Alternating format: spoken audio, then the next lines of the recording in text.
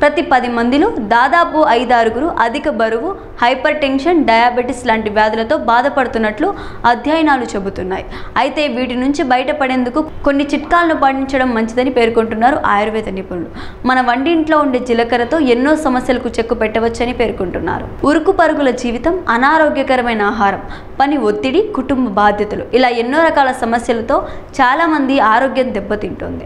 ఇలాంటి పరిస్థితుల్లో ప్రతి 10 మందిలో దాదాపు 5-6 అధిక బరువు, హైపర్ టెన్షన్, డయాబెటిస్ లాంటి వ్యాధులతో బాధపడుతున్నట్లు అధ్యయనాలు చెబుతున్నాయి.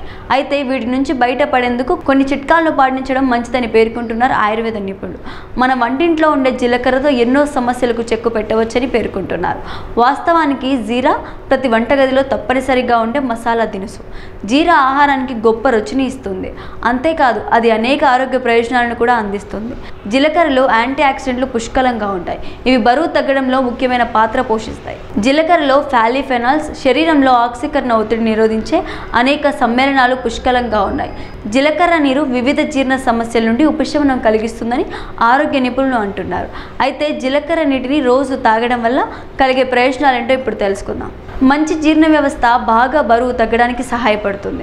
జీర్ణక్రియను మెరుగుపరచడానికి, జీవక్రియ రేటును మెరుగుపరచడానికి, బరువు తగ్గడానికి జీలకర్ర నీరు అద్భుతమైనదని ఆయుర్వేద నిపుణులు చెబుతున్నారు. జీలకర్ర శరీరంలోని అదనపు కొవ్వును తగ్గించడంలో సహాయపడుతుందని అధ్యయనాలు చెబుతున్నాయి.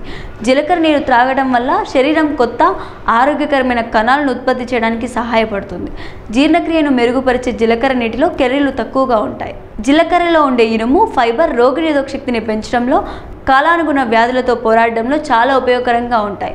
పరగడుపున 1 గ్లాస్ జీలకర్ర నీరు త్రాగడం వల్ల మీ కడుపు ఎక్కువసేపు నిండుగా ఉంటుందని ఆయుర్వేద నిపుణులు చెబుతున్నారు. ముందుగా 1 గ్లాస్ నీటిలో కొద్దిగా జీలకర్రను వేసి వేడి చేయండి. మరిగించిన తర్వాత 1 కప్పులోకి తీసుకొని ఆ నీటిని తాగండి. గోరువెచ్చగా ఉన్నప్పుడు కూడా తాగవచ్చు. అయితే ఇది వేడి స్వభావాన్ని కలిగి ఉంటుంది.